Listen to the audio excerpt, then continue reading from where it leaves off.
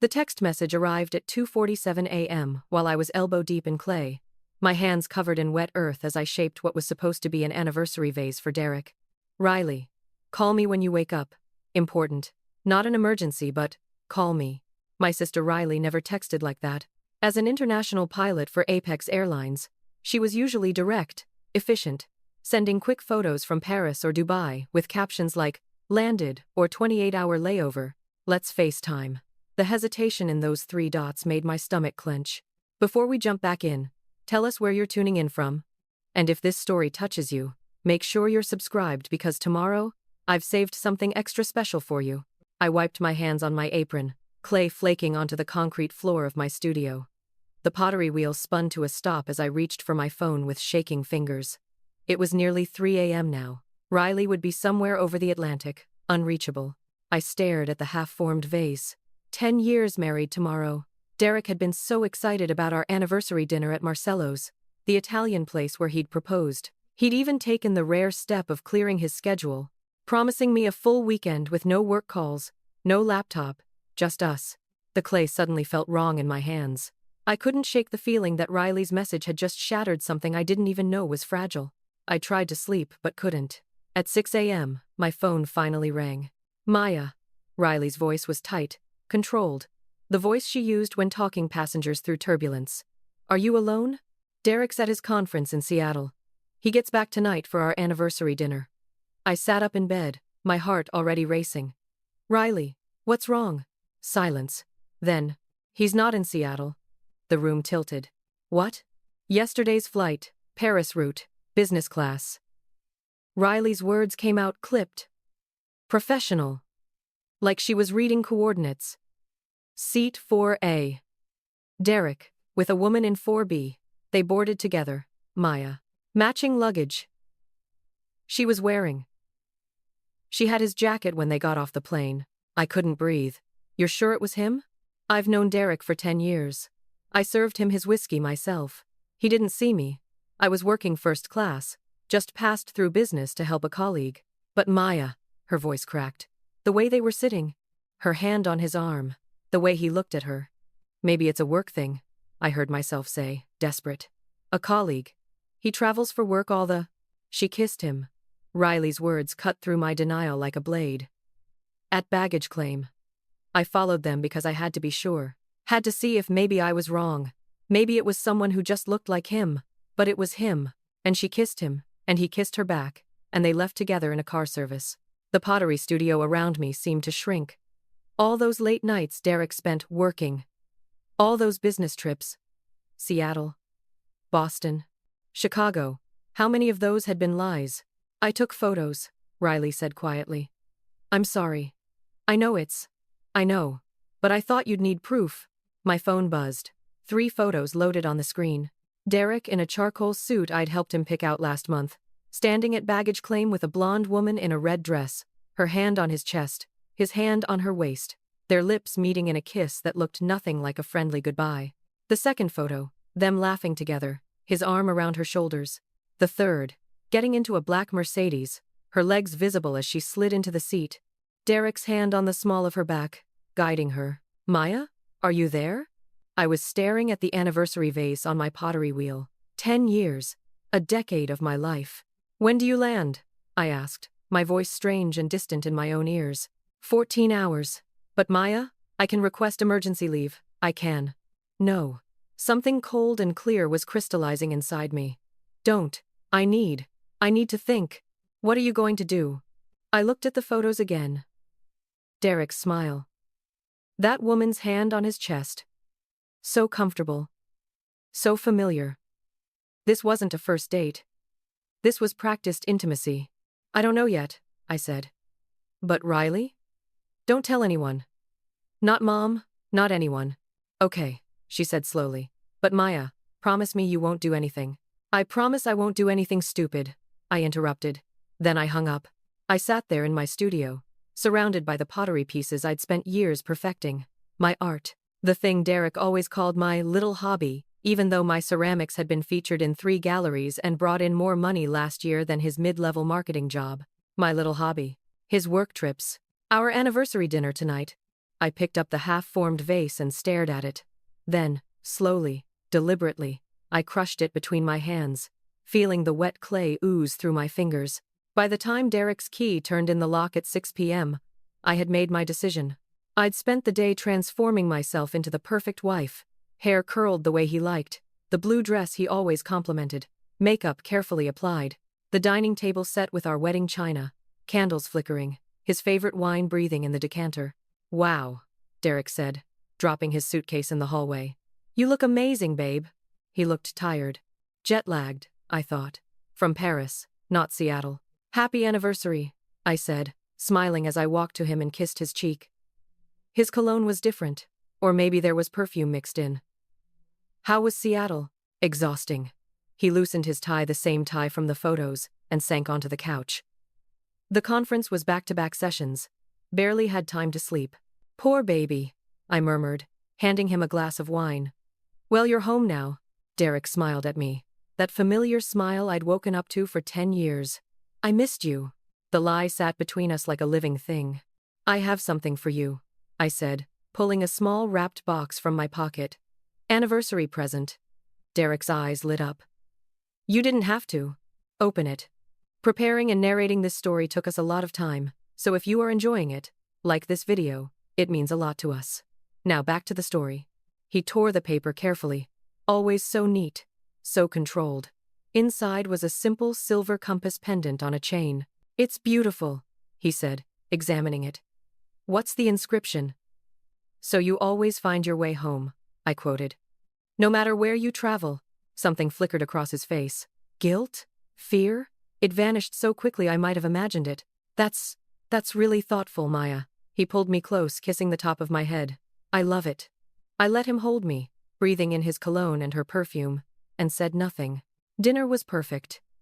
I'd made all his favorites: seared salmon, roasted vegetables, the chocolate mousse he loved. We talked about safe things: the weather, my upcoming gallery show, his mother's birthday next month. "So tell me about the conference," I said, refilling his wine glass. "What were the sessions about?" Derek launched into a detailed description of marketing strategies and digital transformation workshops. He was a good liar. Confident. Detailed. If I hadn't seen the photos, I would have believed every word. "Sounds intensive," I said when he finished. "You must have barely left the conference center." "Pretty much. Though I did grab coffee one morning with a colleague. She's working on a similar campaign, so we compared notes." My fingers tightened on my fork. "Anyone I know?" "Probably not. Victoria Chen from the Chicago office. We've collaborated remotely but never met in person before." "Victoria Chen." I filed the name away. "Well," I said, standing and gathering the plates, "I'm glad you're home now." Derek caught my hand as I passed. "I'm sorry I've been traveling so much lately. I know it's been hard on you." I looked down at him, at his sincere expression, his lying eyes. "It's okay," I said softly. "I understand. Work is important." That night, after he fell asleep, I took his phone from the nightstand. His passcode was still our anniversary date.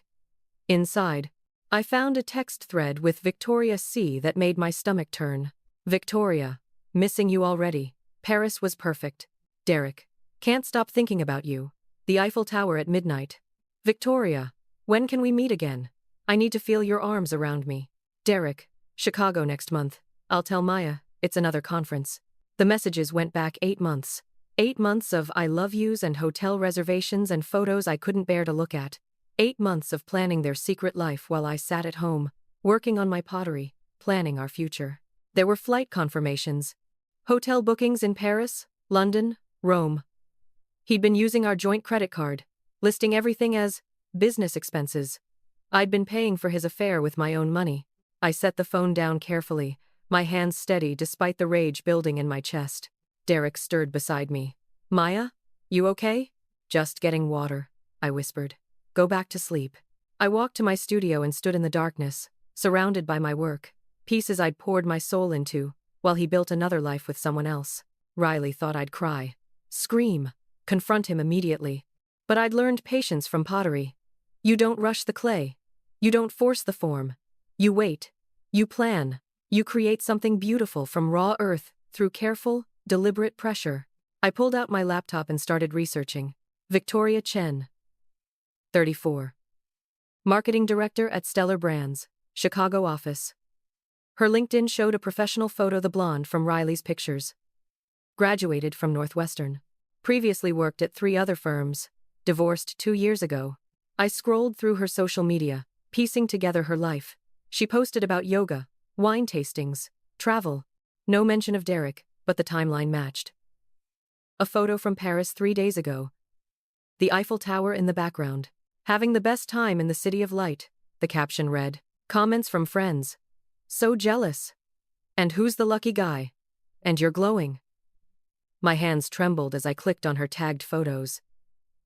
There, from 6 months ago, a group shot at a marketing conference. Derek in the background, slightly blurred but unmistakable. I created a new document and began typing. Everything I knew, every lie, every trip, every hotel. I pulled our credit card statements, highlighting the charges. Paris. $3,200 at the Four Seasons. Rome. $2,800 at Hotel de Russie. London. $4,100 at Claridge's. My gallery sales had paid for all of it. By dawn, I had a complete timeline. 8 months of betrayal, documented and cross-referenced. Derek emerged from the bedroom at 7 a.m., yawning. You're up early.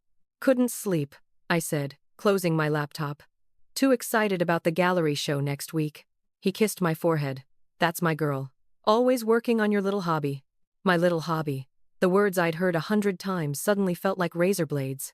Derek, I said carefully. You're still planning to come to the opening, right? Of course. Wouldn't miss it. He poured coffee, checking his phone. Though I might have to leave early. Victoria, the colleague I mentioned, she's flying in to see the presentation I'm working on. Victoria Chen?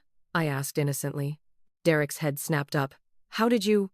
You mentioned her name last night. At dinner. The lie came easily. I was learning. Right. Yeah. Derek relaxed. She's been really helpful with the campaign. I'm sure she has, I thought. Well, I hope I get to meet her sometime, I said, smiling. She sounds lovely. Derek's expression shifted, uncertain. Maybe. She's pretty busy. I bet she is. After Derek left for work, I made 3 phone calls. The first was to Riley. I need everything you know about airline records, passenger manifests, flight histories. Maya, what are you? Can you access them or not? Silence. Then, technically yes, but it's against policy. I could lose my job. Please, I need to know every flight they've been on together, every trip. Riley sighed. I'll see what I can do. But Maya, whatever you're planning. I'm not planning anything, I lied. I just need to know the truth. All of it. The second call was to my best friend Jordan, who worked in digital marketing. I need to learn everything about someone's online presence, how to track their accounts, their posts, their connections. This sounds sketchy, Jordan said. What's going on? Derek's cheating on me. The words hung in the air. That bastard, Jordan breathed. What do you need? The third call was to my accountant. I need to separate my finances from Derek's. Quietly. Without him knowing. How quietly? Martin asked. Ghost-level quiet. Can you do it? It'll take some maneuvering, but yes. Maya, are you? I'm protecting myself, I said. That's all. For the next week, I played the perfect wife while building my case. I smiled at Derek over breakfast. Kissed him goodbye. Asked about his day. All while documenting every lie. Every inconsistency. Riley sent me the flight records. Derek and Victoria had been on 14 flights together in 8 months. Always in business class. Always with adjacent seats. The airline records showed they'd checked in together, upgraded together, collected baggage together. Jordan helped me create fake social media accounts to track Victoria. Through her posts and tags, I discovered she'd been at every city Derek claimed was a work trip. Her Instagram was a roadmap of their affair. Martin worked quietly on separating our assets. My gallery earnings went into a new account Derek didn't know about. My best pieces were quietly moved to secure storage. And through it all, Derek suspected nothing. You seem happy lately, he said one evening, pulling me close on the couch. I am, I said truthfully. Things are falling into place. He smiled. I'm glad. I worry sometimes that I'm not around enough. That my travel is hard on you. The audacity was almost impressive. We make it work, I said. That's what marriage is about, right? Trust and commitment. Something flickered in his eyes. Guilt, maybe. It didn't last. I have a Chicago trip next week, he said carefully. 3 days. Important client presentation. Victoria, I thought. 3 days in Chicago with Victoria. That's fine, I said. My gallery opening is Friday anyway. You'll be back by then? Definitely. I'll fly back Thursday night. Another lie. His return flight wasn't until Saturday morning. I knew because Riley had already sent me the booking confirmation. Perfect, I said, kissing his cheek. I can't wait for you to see the new pieces. The gallery opening was the key to everything. I'd been planning it for months, but now it served a different purpose. I called the gallery owner, Sandra. I want to do something special for the opening. Can we make it an exclusive event? Invitation only? That's unusual, Sandra said. We typically want as many people as possible. I'll cover the costs, I said. I want it intimate, personal, selective guest list only. It's your show, Sandra agreed. Send me the names. I created the invitation list carefully. Riley, Jordan, Martin, my mother, Derek's boss, several of his colleagues from work, and Victoria Chen. Jordan helped me find her address through public records. I sent her invitation by express mail to her Chicago apartment, along with a handwritten note on expensive cardstock. Dear Miss Chen, you don't know me, but I've heard so much about you from Derek Morrison, my husband. He speaks so highly of your collaboration. I'm hosting a gallery opening for my pottery work, and I'd be honored if you could attend. Derek will be there, of course, and I know he'd love to introduce us properly. The exhibition focuses on themes of transformation, breaking, and rebuilding. I think you'll find it quite moving. Best regards, Maya Morrison. P.S. Business class flights from Chicago to our city are included with this invitation if you can make it. I so want to meet the woman who's been such an important part of my husband's life. I paid for her flight myself, made sure it was business class, seat 4A, the same seat she'd shared with Derek on the Paris flight. The invitation was delivered on Tuesday. By Wednesday, I received her RSVP. Dear Maya, thank you so much for the kind invitation. I would be delighted to attend your gallery opening. Derek has mentioned your artistic talent many times. I'm looking forward to finally meeting you. Warm regards, Victoria Chen. I smiled reading it, imagining her panic, wondering if Derek knew. If she'd called him immediately. Derek's reaction that evening confirmed it. Hey, so, Victoria mentioned something weird, he said, trying to sound casual. She got an invitation to your gallery opening? Oh, yes, I said brightly. I thought since you talk about her so much, I should finally meet her. Plus, she's in marketing, right? She might know collectors who'd be interested in my work. Derek's face went pale. You didn't have to do that. I'm sure she's busy. And, she already RSVP'd, yes, I interrupted. Isn't that wonderful? I'm so excited to put a face to the name. I watched Derek's mind race, calculating, trying to find a way out. Maya, I don't think it's a good idea to mix business and personal life like that. Why not? I asked innocently. You've been mixing them for months. The words hung between us. Derek stared at me, and for a moment I thought he'd confess. But then he laughed, forced and hollow. You're right, of course. It'll be nice for you two to meet.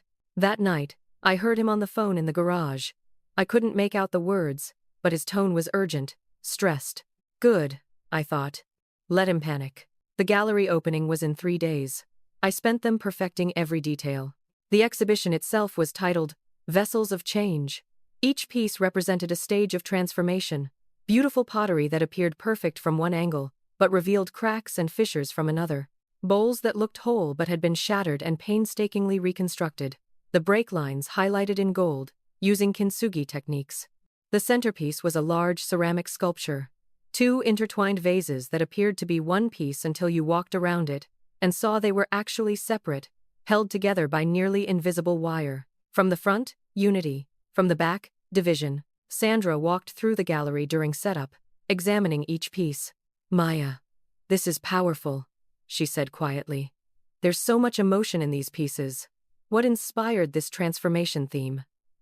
Life, I said simply. Sometimes things break. Sometimes you find out they were never whole to begin with. Life. Thursday evening.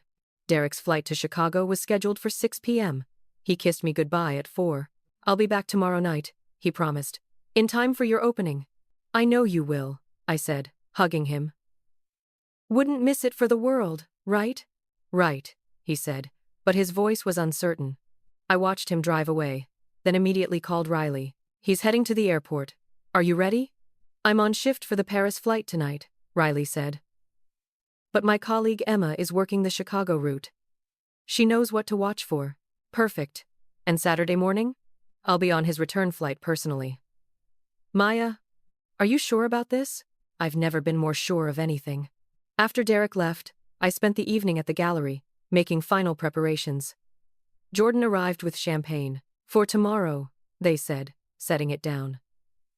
Maya, I have to ask. What exactly is your plan? I looked around the gallery at my year of work. Pieces that documented transformation, breaking, healing, art that told a story Derek didn't even know I was telling. I'm going to give everyone the truth, I said, in a way they'll never forget. Friday morning dawned clear and bright. The gallery opening was at 7 p.m. I dressed carefully in a simple black dress, elegant, artistic, appropriate.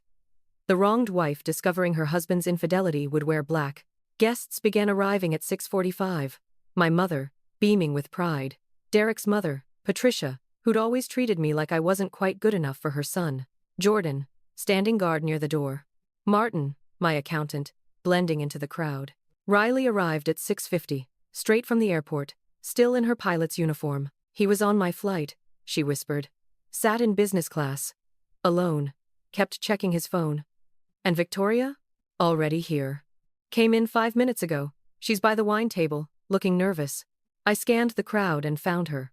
The blonde from the photos, in a tasteful navy dress, clutching a wine glass like a lifeline. Our eyes met across the gallery, and I smiled warmly, raising my hand in greeting. She looked terrified. Derek arrived at 7:02, slightly breathless. He'd flown back early, probably afraid of what Victoria might say or do. His eyes found mine first, then slid to Victoria across the room. The color drained from his face. I walked to him, kissing his cheek. You made it! And look, Victoria's already here. Come on, let me introduce you properly. Maya, wait, Derek started, but I was already pulling him through the crowd. Victoria's eyes widened as we approached. Victoria, I said warmly. I'm so glad you could make it. And Derek? Look, here's your colleague from Chicago. The three of us stood there, a triangle of tension. It's nice to meet you, Victoria stammered. Likewise, I said. Derek talks about you constantly. You've been working together so closely on that campaign, haven't you? Derek's hand found my elbow. Maya, can we? Oh! Before I forget, I interrupted, pulling out my phone. Riley, come here a second. My sister appeared, still in her Apex Airlines uniform. Victoria, this is my sister Riley. She's a pilot for Apex. Riley, this is Victoria Chen, Derek's colleague. I watched Victoria's face as recognition hit. Riley was the flight attendant from Paris, the one who'd seen them together. We've met, Riley said coolly. Paris route, wasn't it? You were in business class. Victoria's wineglass trembled. Small world, I said brightly. Now, let me show you all the exhibition. I think you'll find it very revealing. I guided them to the first piece. A beautiful vase with a single crack running through it, highlighted in gold. This is called first fracture, I explained.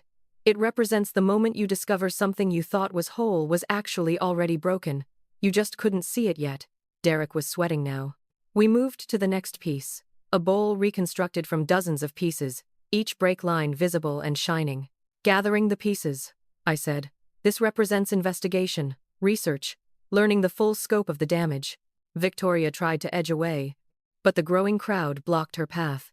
People were listening now, drawn by the emotion in my voice. The third piece was a set of 2 cups, one shattered beyond repair, the other perfectly whole. What's worth saving? I announced. Sometimes you look at the pieces and realize some things are too broken to fix. You just have to let them go. Maya, Derek said quietly, urgently. We should talk. Privately. Soon, I promised. But first, the centerpiece. Everyone, please gather around. The crowd formed a circle around the large sculpture. The 2 vases that appeared as one. This is called Beautiful Lies, I said, my voice carrying through the gallery. From this angle, it looks like one perfect piece. Unity. Partnership. Love. I walked around it, and the crowd followed. From the back, the separation was clear, the wires holding them together exposed and fragile. But from here, I continued, you see the truth. Two separate pieces, held together by invisible threads, looking whole from the outside while being fundamentally divided. The gallery was silent. Art is about truth, I said, looking directly at Derek and Victoria. Even when the truth is painful. Even when it shatters everything you thought you knew. Derek's face was ashen. Victoria had tears running down her cheeks. Maya, please, Derek started. This exhibition, I talked over him, addressing the entire crowd now, is about my journey over the past year. About discovering that my marriage, which I thought was solid, had actually been broken for 8 months. About learning that trust, once shattered, leaves beautiful scars when you rebuild it into something stronger. I pulled out my phone and connected it to the gallery's display screen. The photos Riley had taken appeared. Derek and Victoria at the Paris airport. Kissing. Holding each other. Getting into the car together. Gasps rippled through the crowd. I'm an artist, I said calmly. I document transformation. And this has been mine. From naive wife to someone who understands that some vessels are meant to break, so you can rebuild yourself into something better. Derek lunged for me, but Jordan stepped between us. Don't, Jordan said firmly. Patricia, Derek's mother, stood frozen, staring at the photos. Derek? What is this? It's not, Derek started. But his voice failed. Victoria was openly crying now. I didn't know, she choked out. He said he was divorced. He said, he lies, I interrupted gently. It's what he does. I turned to address everyone. Thank you all for coming tonight. For witnessing this transformation. Every piece here is for sale except the centerpiece. That one I'm keeping as a reminder. The crowd was silent, stunned. Maya, Derek said desperately, reaching for me. Please, let me explain. We can fix this. I made a mistake, but... No, I said simply. We can't. Some things are too broken. I pulled an envelope from my purse and handed it to him. Divorce papers. Filed this morning. You're being served at your gallery opening because I wanted an audience. I wanted everyone who knows us to see the truth at the same moment. Derek opened the envelope with shaking hands. Inside were the divorce papers, but also something else. Printed copies of every text message, every hotel receipt, every flight confirmation, 8 months of evidence, organized chronologically. I've known for a week, I said quietly. Riley saw you both on the Paris flight. I could have confronted you privately. Could have screamed and cried and made it easy for you to paint me as the hysterical wife. Instead, I chose this. Public truth. Documented proof. Witnesses. I turned to Victoria, who looked like she wanted to disappear into the floor. You should know that Derek told me you were just a colleague, that your meetings were about work, that every trip to Chicago, to Paris, to London, was for business. Victoria's face crumpled. He told me you were separated, that you knew about us, that you'd agreed to wait until after your gallery show to announce the divorce. The gasps from the crowd were louder now. Classic, Riley muttered. Derek was still staring at the papers, his face cycling through emotions, shock, anger, fear, desperation. You can't do this, he finally said. Not like this. This is humiliating. Yes, I agreed. It is. I paid for this life, he said, his voice rising. This house, your studio, your art career. You'd be nothing without. Actually, Martin stepped forward, my accountant's calm voice cutting through Derek's panic. Maya has earned $340,000 from her pottery sales in the last 3 years. You've earned $120,000 from your marketing job in the same period. She's paid for 73% of your shared expenses, including the $18,000 you spent on hotels with Miss Chen here. The math landed like a bomb. Derek's mother gasped. Derek Morrison, is that true? Aye. Mom, she's twisting. The credit card statements are in the divorce filing, I said. Public record. Anyone can verify it. I looked at the crowd, at all these people who'd known us as a couple. I'm not telling you this for sympathy. I'm telling you because art is supposed to be honest. And this is my truth. I wasted 10 years on someone who saw me as a convenience, who took my money, my support, my loyalty, and threw it away on hotel rooms and lies. I picked up a small ceramic piece from the display table, a simple cup I'd made that morning, unfired and fragile. This is how I felt when I found out, I said, holding it up. Then I dropped it. It shattered on the gallery floor. Pieces scattering. The crowd flinched. But here's the thing about being broken, I continued, kneeling to pick up the pieces. You get to decide what to do with the fragments. You can leave them scattered and destroyed, or you can rebuild into something different, something stronger. I stood, cradling the broken pieces. I'm rebuilding, starting tonight. Derek made one last desperate attempt. Maya, 10 years. That has to mean something. We can go to counseling. We can. It did mean something, I interrupted. It taught me what I won't tolerate ever again. I turned to Sandra, the gallery owner, who'd been watching everything with wide eyes. Sandra, I think we should open the bar now. Let's make this a celebration. As if on cue, waiters appeared with champagne trays. The crowd, uncertain but following my lead, began to accept glasses. I raised mine. To transformation, to truth, to knowing your worth. Riley clinked her glass against mine. To my sister, who just pulled off the most epic revenge I've ever seen. Jordan added their glass. To Maya, who turned heartbreak into art. Martin joined in. To financial independence and good record-keeping. The crowd laughed, the tension breaking. People began to toast, to examine the artwork with new understanding, to approach me with support and admiration. Derek and Victoria stood frozen in the center of it all, exposed and abandoned. Derek's boss, Tom, approached him with a cold expression. We should talk Monday morning. About expense reports and professional conduct. Derek's face went from white to gray. Victoria was already backing toward the exit, her career potentially in ruins if Derek had been charging their affair to his corporate card. Wait, I called after her. She stopped, terrified. Victoria, I'm not your enemy. He lied to both of us. You're a victim here too. She looked at me with such surprise and gratitude that for a moment, I almost felt sorry for her. Almost. But, I continued, I'd recommend getting your own lawyer. And checking your own finances. If he stole from me, he might have stolen from you too. Her eyes widened. She nodded once and fled. Derek tried to follow her, but Jordan blocked his path. I think it's time for you to leave.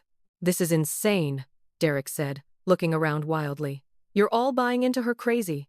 Derek, his mother said sharply. She walked up to him, her face hard. I raised you better than this. Don't make it worse by being a coward now. If you have any dignity left, leave quietly. The sun deflated under his mother's gaze. Without another word, he walked toward the exit, the crowd parting silently to let him through. As the door closed behind him, the gallery erupted into conversation. People surrounded me, asking questions, offering support, examining the artwork with new eyes. How long have you been planning this? One woman asked. Since the moment I knew for certain, I admitted. About a week. A week? Riley said incredulously. You put all this together in a week? I've always been good at project management, I said with a small smile. Derek just never noticed. The evening continued, surreal and liberating. I sold 6 pieces that night, including the expensive centerpiece that I'd said wasn't for sale. A collector offered me $15,000 for it, and I decided that yes, actually, I was ready to let it go after all. By 11 p.m., the crowd had thinned. Riley, Jordan, and I sat among the remaining pieces, exhausted but exhilarated. I can't believe you actually did that, Jordan said, shaking their head. When you said you had a plan, I thought you meant like changing the locks or something. Oh, I did that too, I said. This morning, while he was at work. His stuff is being moved to storage tomorrow. Riley laughed. Of course it is. Maya, you're terrifying. Good, I said. I spent 10 years being underestimated. I'm done with that. My phone buzzed. A text from an unknown number. I'm sorry. Please call me. We need to talk. Derek. I deleted it without responding. What now? Riley asked. I mean, you exposed him, filed for divorce, sold your art. What's next? I looked around the gallery, at the empty spaces where pieces had been, at the centerpiece being carefully wrapped for its new owner. Now I rebuild, I said simply. Better foundation this time. No hidden cracks. Sandra approached with a bottle of expensive champagne. Maya, I have to say, this was the most memorable gallery opening in 20 years. We've already had calls from 2 other galleries wanting to show your work, and a collector from New York wants to commission a series. Really? I felt a genuine smile spread across my face. That's amazing. Your art spoke to people tonight, Sandra said. Not despite the drama, but because of it. That raw honesty, that transformation, it's powerful. People want more of that. After Sandra left, the three of us sat in comfortable silence. Through the gallery windows, I could see the city lights, bright and endless. "Are you okay?" Riley asked quietly. "Really?" I thought about it. Was I okay? My marriage was over. My life was changing. Everything I'd built for 10 years was being dismantled and reconstructed. "Yeah," I said, surprising myself with the truth of it. "I actually am. For the first time in a long time, I feel like myself. Not Derek's wife, not the artist with the little hobby. Just Maya. Just Maya is pretty badass," Jordan said. "Just Maya is my hero," Riley added. We stayed until midnight, cleaning up champagne glasses and business cards from potential clients. My phone kept buzzing texts from Derek, from numbers I didn't recognize, from his mother asking to talk. I ignored them all. At 12:30 a.m., as we were locking up the gallery, Riley pointed to a figure standing across the street. "Is that?" It was Derek, leaning against his car, watching the gallery. "Should I call the police?" Jordan asked. "No," I said. "He's just realizing what he lost. Let him stand there. It's the closest to understanding he's going to get." We drove away, leaving him in the rearview mirror. Back at my house now, solely mine, I walked through rooms that felt different already. Lighter. The pottery wheel in my studio waited, patient and ready. Before bed, I finally read through some of the messages that had accumulated. Derek's were desperate. Apologies, explanations, promises to change, accusations that I'd overreacted, threats about the divorce settlement, pleas to reconsider. I blocked his number. Victoria had sent one message: "Thank you for the warning about finances. You were right. I'm so sorry for my part in this." I didn't respond, but I didn't block her either. Derek's mother had written, "I'm so sorry, Maya. You deserved better. If you ever want to talk, I'm here." That one surprised me. I sent back, "Thank you, Patricia. That means a lot." The last message was from Riley. "I'm proud of you, little sister. Dad would be too.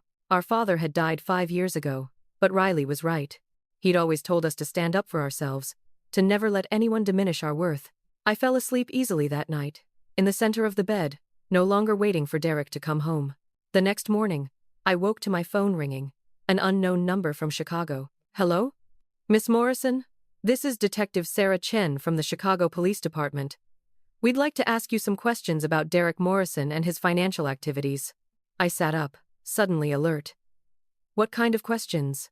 "We've received complaints from his employer about fraudulent expense reports, and Miss Victoria Chen has filed a report claiming Mr. Morrison may have accessed her bank accounts without permission. We understand you're in the process of divorcing him?" "Yes, as of yesterday. We'd like to see any financial records you might have, credit card statements, bank records, anything that might help establish a pattern of behavior." I thought about Martin's meticulously organized files, about the spreadsheets I'd created documenting every expense. "I can have my accountant send you everything," I said. "How much detail do you need?" "Everything you have, please." After I hung up, I texted Martin, "Police want our financial records. Send them everything." His response was immediate. "Already prepared a package."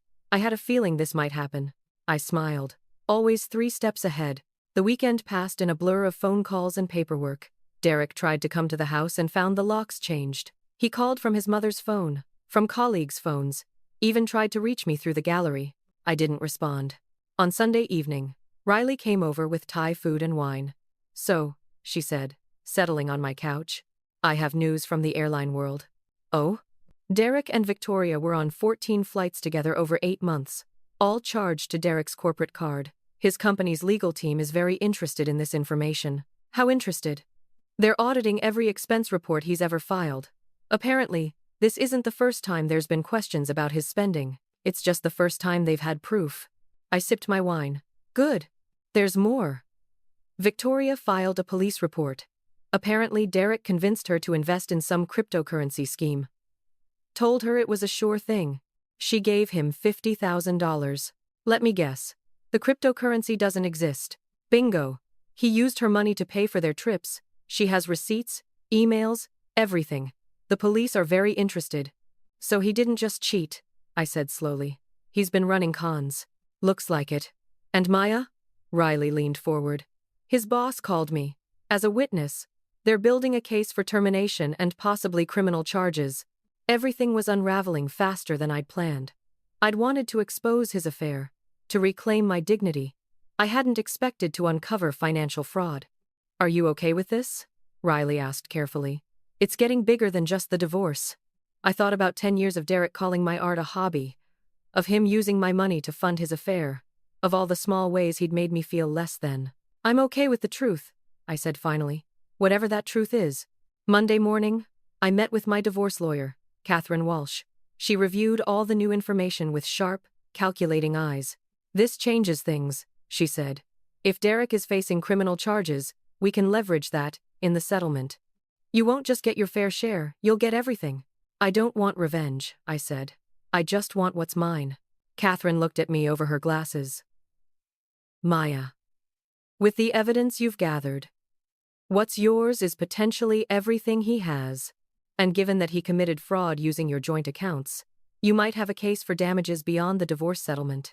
The scope of it was dizzying. "What do you recommend?" "Take him for everything," Catherine said bluntly. "He spent your money on his affair, and possibly committed crimes using your financial resources. You're not just a wronged wife, you're a victim of fraud." I left her office feeling strange. A week ago, I just wanted to expose Derek's affair. Now I was potentially involved in a criminal investigation. My phone rang. Derek's mother. "Maya, please, will you talk to me?" I answered. "Patricia, I don't know what there is to say." "I know. I raised him better than this. I don't understand what happened." "He happened," I said gently. "He made his choices. He's my son. I love him, but I'm so ashamed." Patricia's voice cracked. "And I'm so sorry. You were a wonderful daughter-in-law. You deserved so much better." "Thank you," I said, surprised by the emotion in my own voice. "The police came to my house," Patricia continued, asking questions about Derek's finances. "Maya, what's happening?" "The truth is coming out," I said. "All of it." A week after the gallery opening, Derek was arrested. The charges: wire fraud, identity theft, and embezzlement. The evidence: 8 months of fraudulent expense reports, Victoria's stolen $50,000, and evidence that he'd been running similar schemes at his previous company. The story made the local news. My phone wouldn't stop ringing. Riley came over and physically removed it from my hand. "You don't have to talk to anyone. They want to make me the scorned wife who brought down a criminal," I said. "That's not what this is." "Then what is it?" I looked at the new piece I'd been working on, a bowl reconstructed from fragments, stronger at the broken places. It's a woman who trusted the wrong person and learned to trust herself instead. The divorce proceeded quickly. With Derek facing criminal charges, his lawyer advised him to accept my terms. I got the house, my studio, my business assets, and half of what remained of his finances after the legal fees. It wasn't about the money. It was about the principle. 3 weeks after that gallery opening, I stood in my studio, surrounded by new work.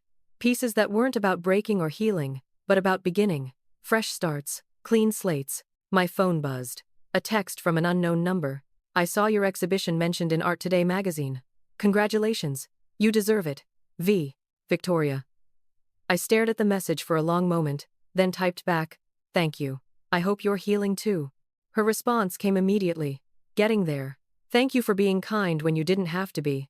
I set the phone down and looked at my latest piece. A simple vase, perfectly formed, no cracks, no breaks, just clean lines and possibility. Riley had asked what came after revenge. This was it. Not triumph or victory, but quiet rebuilding. The satisfaction of knowing I'd stood up for myself, told the truth, and refused to be diminished. Outside my studio window, autumn was turning to winter. Inside, my hands shaped clay into something new. The chapter with Derek was closed. The investigation would continue. The divorce would finalize.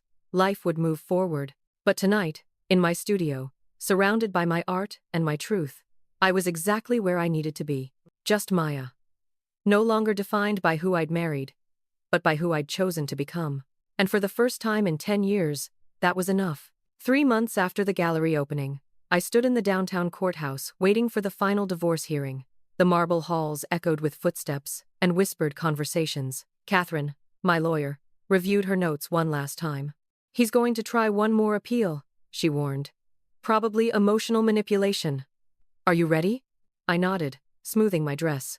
The same black one I'd worn to the gallery opening. My armor. Derek arrived with his court-appointed lawyer, looking nothing like the confident man I'd married. His expensive suits were gone, replaced by something off the rack. His face was gaunt, shadows under his eyes. House arrest while awaiting trial had taken its toll. Our eyes met across the hallway. For a moment, I saw something flicker there. Regret, maybe, or just exhaustion. The judge called us in. "This should be straightforward," Judge Morrison said, flipping through the documents. "No relation to Derek, just an unfortunate coincidence. Both parties have agreed to terms. Mr. Morrison, you're relinquishing all claims to the marital home, Mrs. Morrison's business assets, and accepting the division of remaining liquid assets as outlined." Derek's lawyer nodded. "Yes, Your Honor. And Mrs. Morrison, you've agreed not to pursue additional damages related to the fraudulent use of joint funds, correct?" "Correct, Your Honor," I said. "The criminal case will address those matters." "Very well." The judge signed the papers. "I hereby grant the dissolution of marriage between Maya and Derek Morrison. You're both free to go." That was it. 10 years. Ended in 5 minutes. Outside the courtroom, Derek caught up to me in the hallway. His lawyer had already left. "Maya, wait." I stopped but didn't turn around. "I know I don't deserve it," he said quietly. "But can we talk? Just for a minute?" Catherine gave me a questioning look. I nodded. 5 minutes. In the coffee shop across the street. Catherine stays with me. We sat at a corner table, Derek across from me, Catherine a protective presence at my side. "I'm sorry," Derek began. "I know that doesn't mean anything now. But I need to say it. I destroyed everything. Our marriage, my career, my reputation. I hurt you in ways I can't even fully comprehend." "You did," I agreed calmly. "Victoria testified against me," he continued, staring at his coffee cup. "She's cooperating with prosecutors. Her $50,000, the expense fraud, everything. My trial starts in 6 weeks. I know. My lawyer says I'm looking at 3 to 5 years. His voice cracked. "Federal prison, Maya, for fraud and embezzlement." I waited. This wasn't my problem to solve anymore. "I keep thinking about what you said at the gallery, about things being too broken to fix." "You were right." Derek looked up at me, and I saw genuine remorse for the first time. "I was broken long before I met you. I just hid it well." "That's not an excuse," I said. "I know, it's not. It's just the truth." He wrapped his hands around his cup. "My mom came to visit yesterday," she cried. "Told me she was ashamed of me. That was worse than anything the prosecutors said. Patricia had reached out to me twice since the arrest. We'd had coffee once, a stilted conversation where she apologized repeatedly, and I assured her this wasn't her fault." "What do you want from me, Derek?" I asked directly. "I don't know.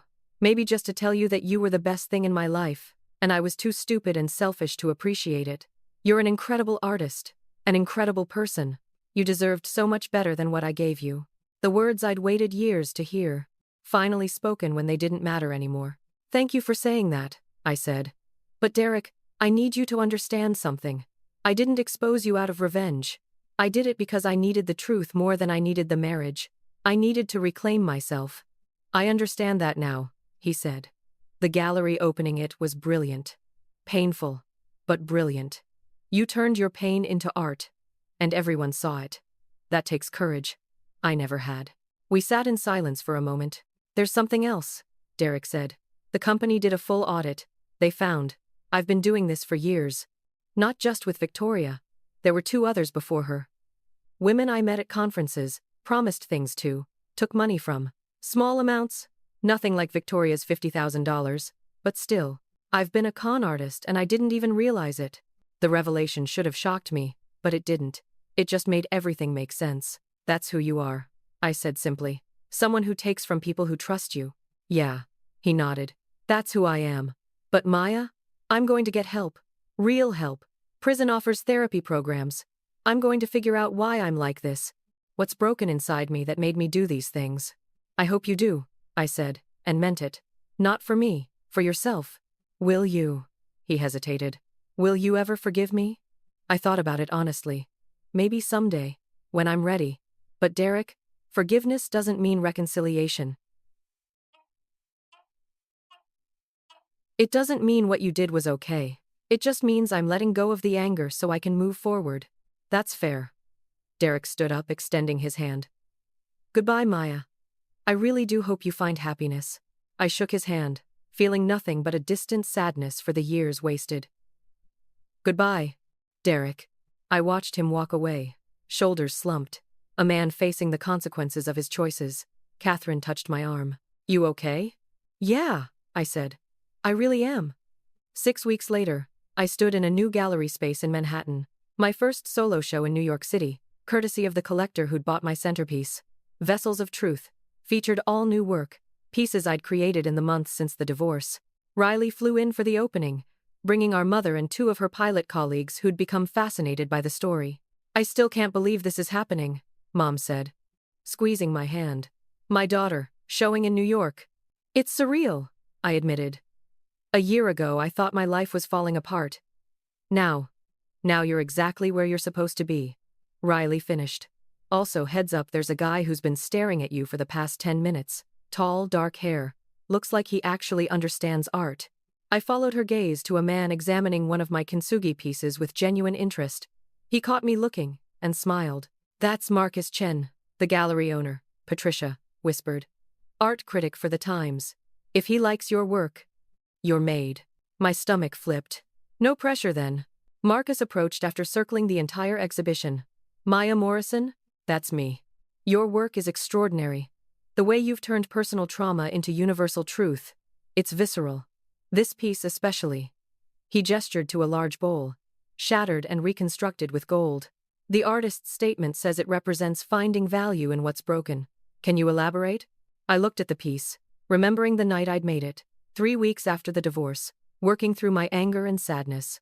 We live in a culture that tells us to hide our damage, I said. To pretend we're whole even when we're not. But the Japanese art of kintsugi teaches something different, that the breaks are part of the story. That healing doesn't mean erasing what happened. It means incorporating it into something new and potentially more beautiful. Marcus scribbled notes.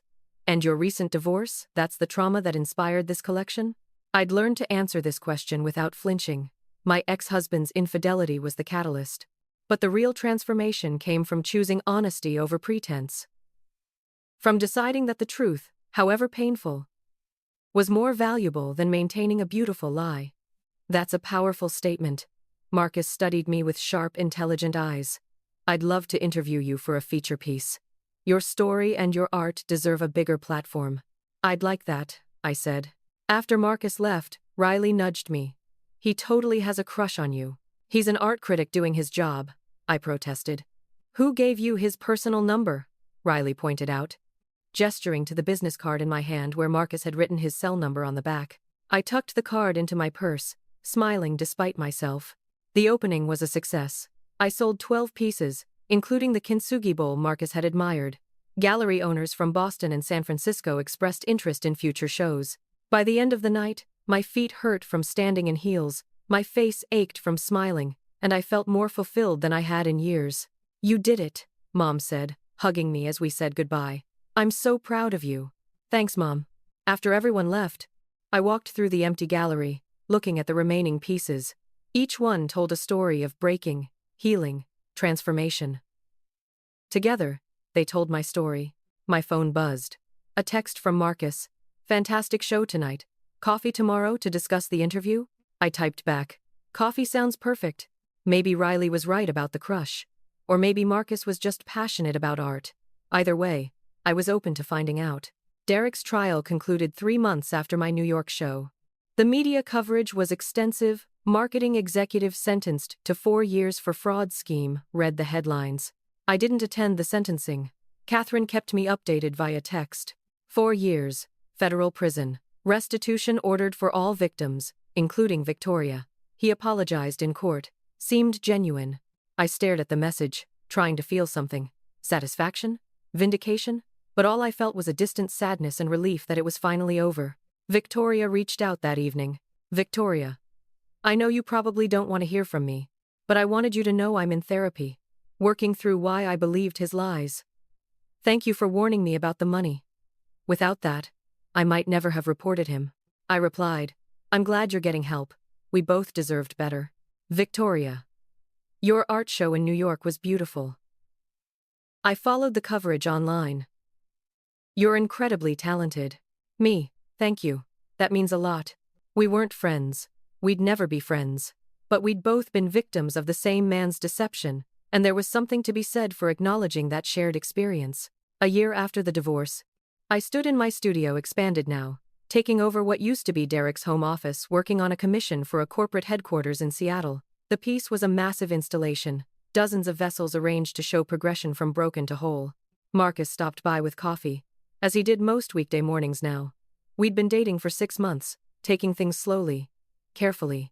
He understood my need for independence, for space to create. The Seattle piece is coming together, he observed, setting down my latte. It's about corporate transformation, I explained. How companies, like people, sometimes need to break apart old structures to build something better. Meta, Marcus said, grinning. Considering your ex worked in corporate marketing. Completely unintentional. I lied, and we both laughed. Riley's voice called from the front door. Maya! You here? Studio. My sister appeared, still in her pilot's uniform, pulling a small suitcase. Just landed from Tokyo. Wanted to drop by before heading home. Oh. Hey Marcus, Riley. Marcus nodded. They'd developed an easy friendship, bonding over their shared protectiveness of me. I have news, Riley announced, perching on my work table. Remember how I told you Apex was investigating irregularities in passenger manifests? Vaguely, I said, shaping clay. They found a pattern. Executives booking business class seats for colleagues who turned out to be mistresses or boyfriends. Company policy violations across the board. They're implementing new oversight protocols and crediting me with bringing it to their attention. That's because of Derek and Victoria? I asked.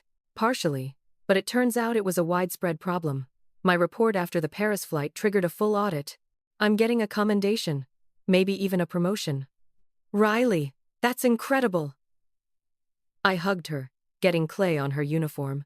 So basically, Marcus said, your ex's affair led to industry-wide reform. Unintended consequences, I mused. Sometimes breaking things reveals structural problems that needed addressing anyway. You should put that in your artist's statement, Marcus suggested. Maybe I will. 18 months after the gallery opening that changed everything, I received an unexpected letter, prison mail, Derek's handwriting. I almost threw it away unopened. But curiosity won. Dear Maya, I don't expect you to respond to this. I just wanted you to know that I've been in therapy here, working through a lot of things. My therapist says I have narcissistic personality disorder, which explains but doesn't excuse my behavior. I've been making a list of everyone I've hurt, and how. You're at the top. I stole your money, your time, your trust.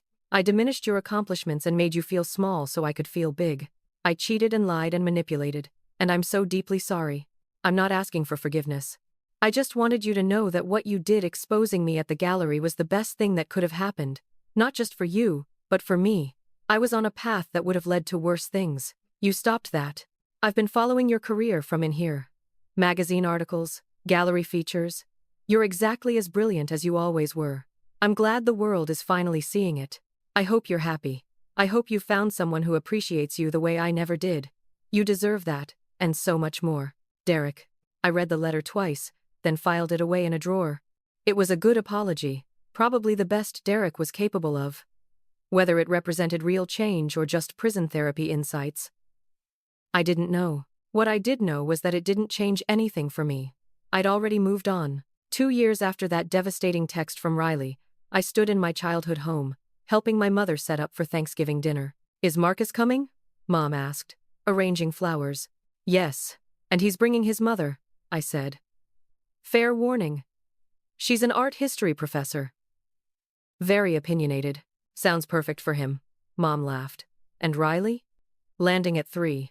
She's bringing a girlfriend this time. Says it's serious. Good for her.